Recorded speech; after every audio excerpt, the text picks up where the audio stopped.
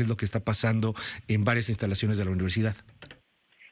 Claro, como bien lo mencionabas al inicio, lo que circuló desde hace unos días fue la nota con respecto a las protestas dentro de CCH Sur, y no fue así, digamos, cuando comenzó la denuncia sobre la situación que pasa dentro de las instalaciones de nuestras escuelas y facultades. Como bien lo mencionabas, hace un par de semanas, colectivas feministas del bachillerato de CCH Sur denunciaron esta violación, ¿no? Una situación que no es casual dentro de ese colegio, ¿no? Sino que responde a una situación de violencia e inseguridad que recorre las escuelas, ¿no? Y que sobre todo lo que más preocupa es que se replica en otros bachilleratos, ¿no? Es decir, estamos hablando de una situación en la que las alumnas que son menores de edad están expuestas incluso dentro de sus escuelas, ¿no? Algo que responde en realidad a la situación de violencia y violaciones y aumentos de feminicidios que ocurre a nivel nacional, ¿no? Y que al menos desde hace ya algunos 3-4 años comenzó a ser fuertemente denunciada también dentro de las universidades, que parecían espacios que se salían o que eran la excepción a la regla con respecto a la situación de violencia que vivimos a nivel nacional, ¿no? Claro. Como lo fue incluso el caso de feminicidio de la compañera Leslie, ¿no? En 2017, y digamos una serie de agravios ocurridos al interior de las instalaciones, ¿no?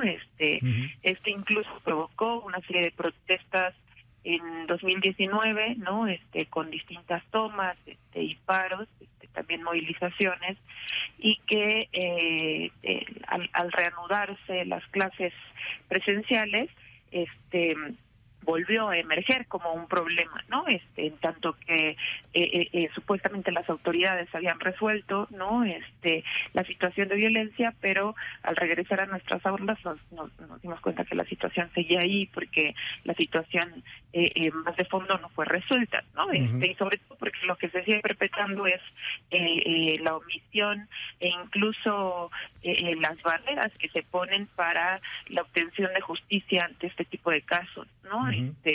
Al menos lo que denunciaban las compañeras de CCH Sur es que a la compañera que sufrió esta violencia ni siquiera se le dio el acompañamiento adecuado, incluso se les pidió tanto a ella como a su mamá que no denunciaran con las colectivas feministas porque eso les iba a traer más problemas, como una clara muestra de intentar que el problema no se volviera público, ¿no? Claro.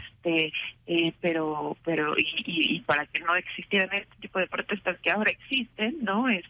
Pero tampoco dándole una salida a la situación que había vivido la compañera, ¿no? Totalmente. Entonces, esto además está en el marco de un movimiento estudiantil, digamos, mucho más amplio, ¿no? Que no solamente es por el tema de la violencia, sino también por las condiciones en general de estudio que existen dentro de las escuelas. Dime algo, Jos, ¿se entiende todo lo que está sucediendo, la lucha feminista también? ¿Se entiende también un ambiente de misoginia, un ambiente de desprecio en muchos sentidos, un ambiente machista? Hay muchas cosas que se tienen que cambiar, tanto en el gobierno como en la sociedad, pero de manera práctica, inmediata, para frenar este tipo de violencias. ¿Qué es lo que se estaría pidiendo concretamente a las autoridades universitarias y a las autoridades capitalinas? Para las autoridades universitarias se les pide como mínimo que sus recursos estén disponibles para el acompañamiento de la situación que pasan las víctimas, ¿no?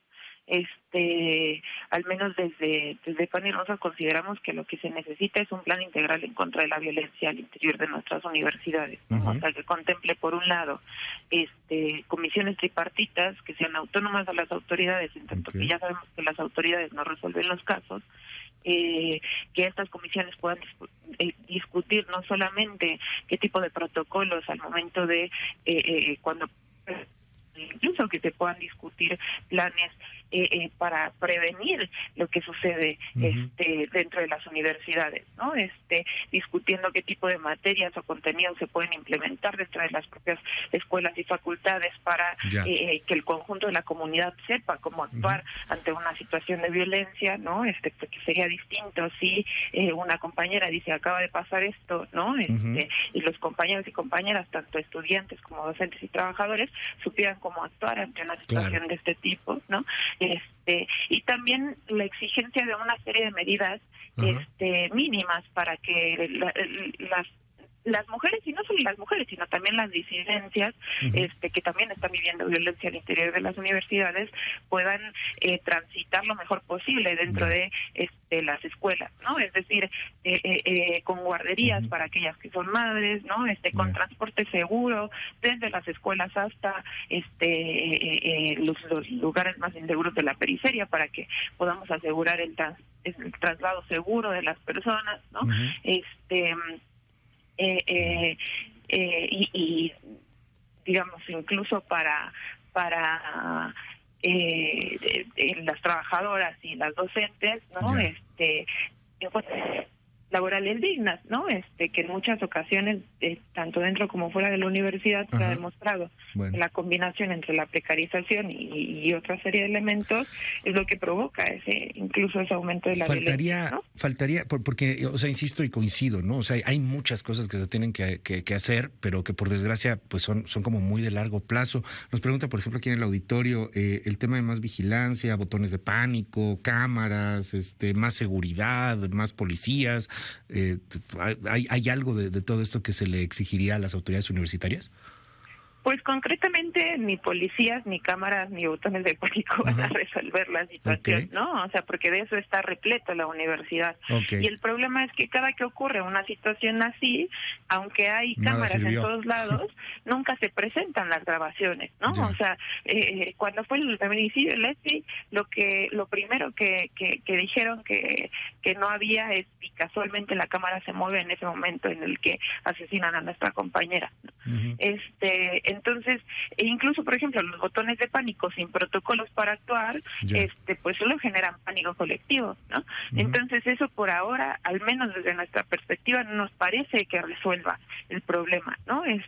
Por eso hablamos de la necesidad de planes mucho más integrales, porque estas medidas paliativas, que no solamente se han implementado dentro de la universidad, sino a nivel nacional, ya sabemos que no lo resuelven. Incluso la presencia de la policía se ha demostrado que no solamente no actúan en favor de las mujeres que han sufrido alguna violencia, sino que incluso terminan revictimizando a las propias compañeras, ¿no? O sea, diciéndoles, pero bueno, ¿por qué estabas ahí? ¿Pero por qué estabas vestida así? Pero, etcétera, ¿no? Entonces, bueno, ahí desde nuestra perspectiva me parece que esa no es la salida. Te quiero apreciar mucho por estos minutos que nos regalas aquí en MBS Noticias, Joss Espinosa, y estamos en comunicación si nos das oportunidad. Mil gracias.